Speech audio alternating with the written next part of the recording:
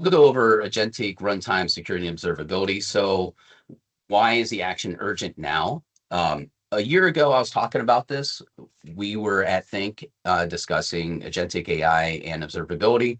And really, last year, everybody's like, why? We don't really need it. We have a SIM or we have this. We can, we have what's needed. But really, the market forces are making this urgent, right?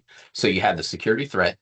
If we go back to how many agents per human identity, so if we said 100 to 1 and you have 30,000, you can imagine how many agents that is. So that's growing exponentially. If we go to the 2001, obviously that's huge. Gartner predicts 60% of breaches will involve identity in 2026. So that really has not changed much since 2025. And agents are going to be part of that, right? Agents that have broad access run 24/7. They're going to be harder to monitor than humans. They don't do that traditional login, right? Everything's dynamic. They're making thousands of decisions a second. And the average time to detect an agent compromise is 287 days. So traditional SIM cannot distinguish legitimate agent behavior from attack. High cost for breach is another one. So we're all familiar with the IBM cost of data breach report.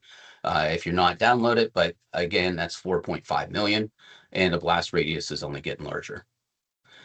If we look at regulatory pressure, of course, GDPR, PCI DSS, SOC 2 requires unique identities for all systems, including agents.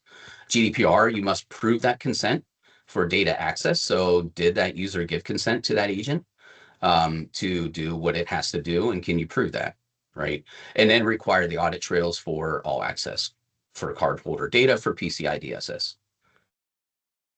If we look at operational sprawl, hundreds of agents are planned, right? Thousands of agents, tens of thousands of agents, trading agents, compliance agents, customer service agents, fraud detection agents, ordering agents. So, as we're talking about this, think about that sprawl of agents and, each team that needs to have an agent, or each line of business that needs to create an agent, or really wants to, you have the, from top down business saying, hey, we need agents to replace humans for this use case, or do this better, right? So, and that's not slowing down.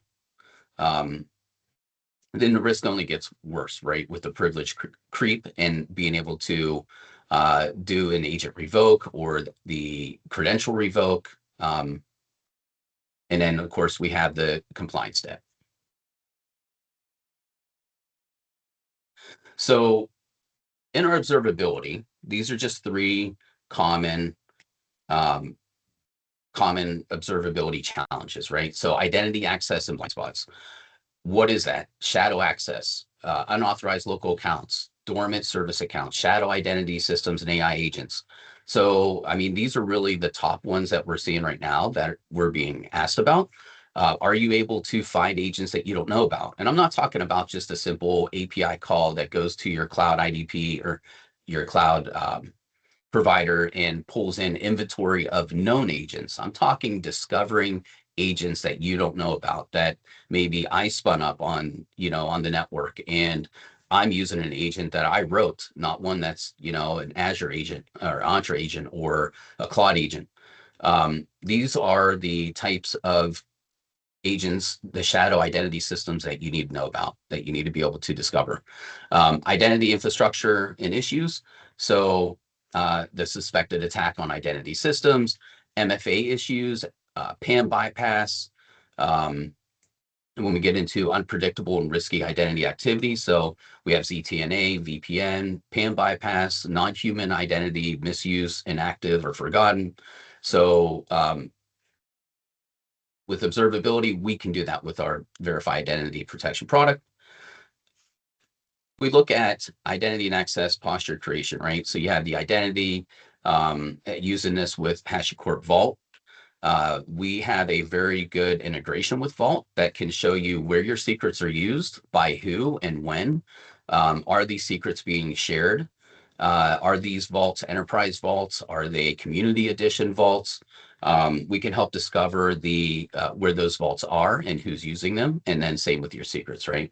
So we could tell you that you have 127 agent identities, 89 are active, 23 are dormant, 15 are shadow that you didn't even know existed. And then what directories are these? What are they acting on behalf of? What are they using?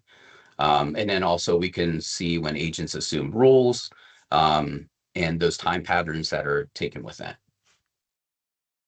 So how does VIP do this? And I only got 2 minutes. I'll be real quick. By a combination of flow traffic, right? Network flow, cloud flow, and then identity events. So your IDP, we're IDP agnostic, cloud agnostic. And again, it's using at that network layer. You've heard network doesn't lie. This is a pattern that we're able to use and build this identity graph.